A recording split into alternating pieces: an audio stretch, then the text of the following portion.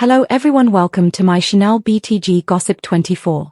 Ted notices that Nicole is seeing someone else, and is Bill wary of Hayley? Following Bill's collapse, a panic-stricken Hayley calls 911. Just kidding, she calls Randy and has a wildly incriminating conversation.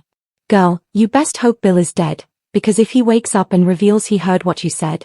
Hayley admits she hasn't checked for a pulse, worried he might be dead.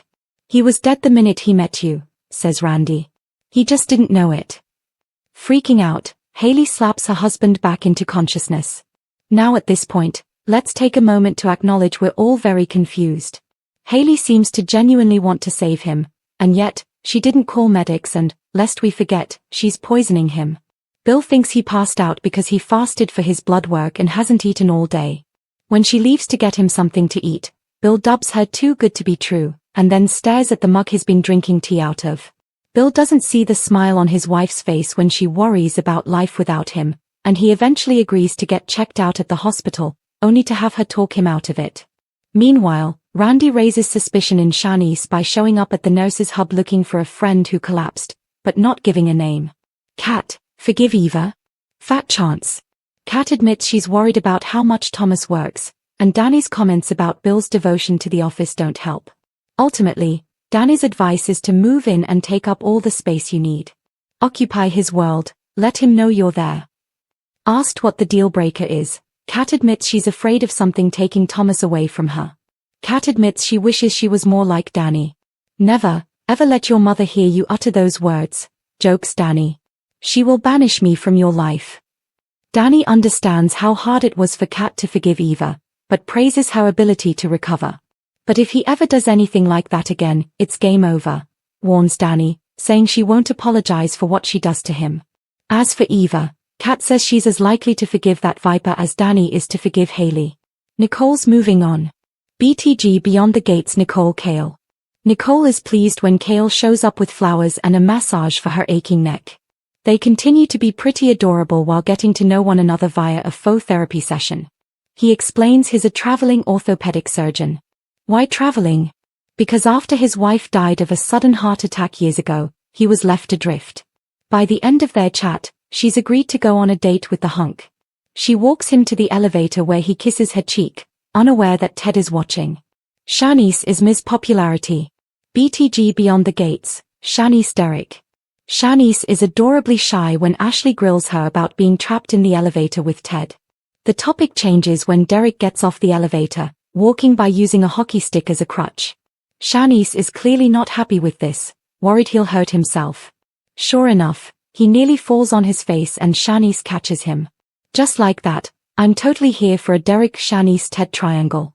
Derek and Ashley wind up forgiving one another, after which Shanice lectures him on how to heal. The nosy nurse then offers to be there for Ted after he admits seeing Nicole move on is hard. In other developments, BTG Beyond the Gates. Samantha Tyrell Smitty Martin. Sam finally gets her phone back, which brings the whole family together. And with Winterfest behind us, it's time to look forward to the next big event, Sam's spring cotillion and societal debut. Over lunch, Martin tries to help Ted understand that Kat's indignation is righteous. The Politico calls his campaign manager, making it clear that he will be putting his family first. Kill asks Nicole for another date, and Hayley convinces Bill not to go to the hospital. Bill collapsed after Hayley upped his drugs, and Vanessa pulled Joey into a public kiss. Tyrell is surprised to see Samantha reading books instead of talking to AI. She's not allowed to use her phone.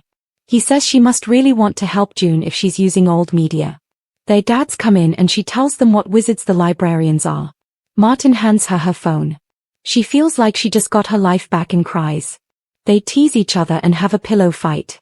Samantha starts reading about the debutante ball. She worries about being ready for her cotillion. They assure her that Anita can keep her up to date on etiquette. Martin explains the cotillion is part of the family history. He served as an escort and made loads of connections he is still using. Martin adds they need to work on things because of his campaign, but promises they will be his priority. Once he leaves, the kids tell Smitty to adjust his expectations because Martin will disappoint him and prioritize his career over them. Kill drops by Nicole's office with flowers and thanks her for a great night last night. She says she slept wrong, so he starts massaging her. He tells her he's been having a hard time keeping his hands off her. Pretty soon, she's groaning and says he's a miracle worker. He commends her on the bidding war she tricked her ex into last night. They flirt using therapy speak and he admits he leaves dirty dishes in the sink. She quizzes him about being a traveling orthopedic surgeon. He explains that nowhere has felt like home since his wife passed away several years ago. He's still recovering. The kids are all grown up. When he brings up Ted, she insists on asking him more questions. Eventually, she agrees to another date. Shanice and Ashley talk about how great Winterfest was. Ashley explains that she and Danny even came to an understanding. Ted joins them as they chat about Andre. He mentions he had an adventure with Shanice. They tell Ashley about being trapped in the elevator. Ted says it gave him the chance to get to know his co-worker. She stops him from saying she's afraid of birds and he gets back to work. Ashley starts teasing her about Ted until Derek hobbles in on a hockey stick. Shanice worries that he's going to injure himself and he needs to stay on his walker. He falls into her arms. Ashley helps him sit down and they apologize to each other for how things ended.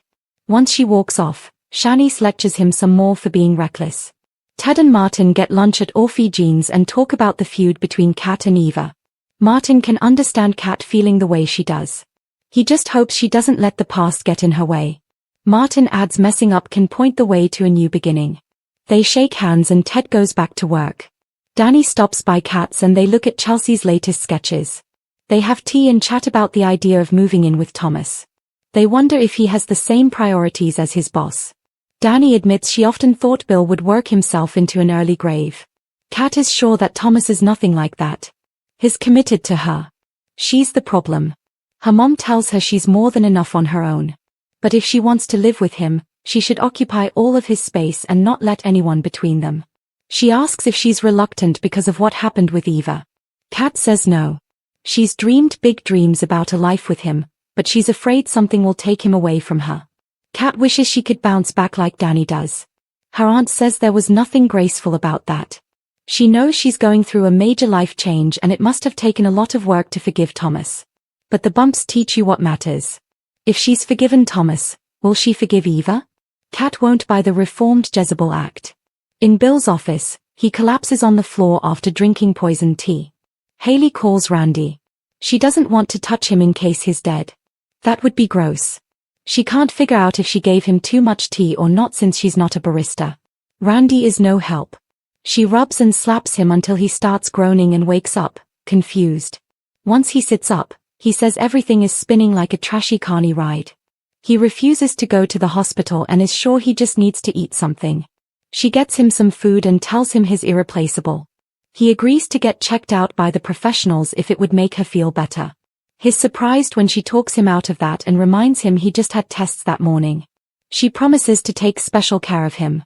Randy drops by the hospital and asks Shanice if a friend of his is there. When she asks for a name, he takes off. Ted arrives, just in time to see Kill kiss Nicole on the cheek before walking off. He admits to Shanice it hurts to see Nicole moving on.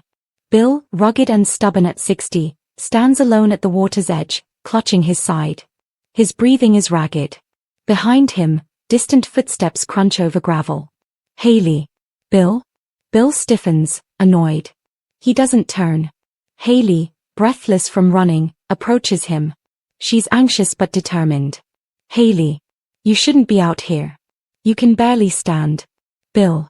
Standing fine. He sways slightly. Hayley moves closer, trying to see his face. Hayley. Nicole said you walked out without a coat. You look faint. Bill. Nicole worries too much. Hayley. No, she worries exactly the right amount. Bill, please. Bill. I'm not going to the damn hospital. His voice is sharp, final. But Hayley doesn't flinch. Hayley. Then tell me why. Because your ribs are bruised, your breathing is off, and you look like you've been hit by a truck. Bill turns away, jaw tight. Bill. Hospital can't help me. Hayley steps in front of him, blocking his view of the water. Hayley. Bill, what happened? Silence. His eyes flicker, fear hidden behind defiance. Bill. Let's go back to the house. He tries to push past her, but she grabs his arm. Hayley. Stop. Please. I know you're scared. But. Bill. I'm not scared. A beat. He winces in pain immediately after shouting. Hayley softens her voice. Hayley. Then prove it. Tell me what's going on. Bill looks away again, tortured, restless, desperate to hide something. Nicole paces with her phone pressed to her ear. Nicole. Hayley, call me back. Did you find him? Just tell me he's with you. She hangs up and exhales sharply. Liam, the caretaker, enters from the hallway. Liam. No word? Nicole shakes her head. Nicole. Bill's not thinking straight. He's in pain, he's angry, and when he gets like that, he makes reckless choices. Liam. Want me to take the truck and search the side roads? Nicole. Yes. Do it. And Liam. He turns. Nicole. If you see them, don't push him. Don't force anything. Liam. You think he'll lash out? Nicole stares at the door, eyes distant. Nicole. I think he'll do anything not to be seen as weak. Bill sits on a fallen log. Hayley stands close, watching every tiny movement. Hayley. You're hurting more than you let on. Bill. I've hurt worse. Hayley. I'm not talking about the ribs. Bill's eyes snap to her. She knows. Bill. Drop it, Hayley. Hayley. I can't. Not when you look like this. He presses his hand to his chest, but not near the injury. More like over his heart. Hayley. Bill, please. Look at me. He refuses. Hayley. Look. At. Me. He finally does. And for a moment, he looks 10 years older. Hayley. Are you afraid they'll keep you overnight? Bill. I should be so lucky. Hayley. Then what? What are you not telling me? Bill stands, too fast, and stumbles. Hayley grabs him. Hayley. Bill. He grips her arms tightly, as if fighting invisible weight. Bill. If I check in, they'll run tests. Hayley. Yes, that's the point. Bill. And they'll find it. Hayley freezes. Hayley. Find, what? He sits again, defeated. Bill. I didn't want you to know. Hayley kneels in front of him. Hayley. Know what? Bill. My heart's failing. Hayley's breath catches. Bill. Doctor told me 3 months ago. Hayley. 3 months. Bill. Bill. I didn't want to make a fuss. Hayley. A fuss? This is your life. Bill shakes his head slowly. Bill. If I check in now, they'll keep me. They'll strap me to machines. They'll run tests. They'll say I can't leave. He looks straight into her eyes. Bill. And I'm not dying in a bed. I want to go on my feet. Hayley stares at him, stunned, emotional, torn between love and fury. Wind picks up, blowing leaves across the water. Hayley steps back, processing. Hayley. So that's it? You're giving up? Just like that? Bill. I'm not giving up. I'm choosing how I go. Hayley. You don't get to choose that alone. You have people who love you. Nicole, Marcus, me. Bill's eyes flash with guilt. Bill. That's exactly why I don't want a hospital. Because once I'm in, your grief starts early. Every day becomes goodbye. Hayley shakes her head fiercely. Hayley. No. Wrong. Every day becomes hope. Bill. Hope hurts more. Hayley drops beside him. Hayley. You stubborn old man. You think dying on your own terms makes you noble? It makes you selfish. Bill looks away, wounded. Hayley. You think we want to watch you fade? You think that's easier? No. What's easier is knowing you're fighting. Bill's eyes miss despite his efforts. Bill. I fought my whole damn life, Hayley. I'm tired. Hayley reaches for his hand. Hayley. Then let us fight for you. He flinches. Bill. Hayley. Hayley. No. Bill, listen. You are not alone. You don't get to push us out to spare us. That's not love. That's fear pretending to be love. Bill swallows, deeply affected.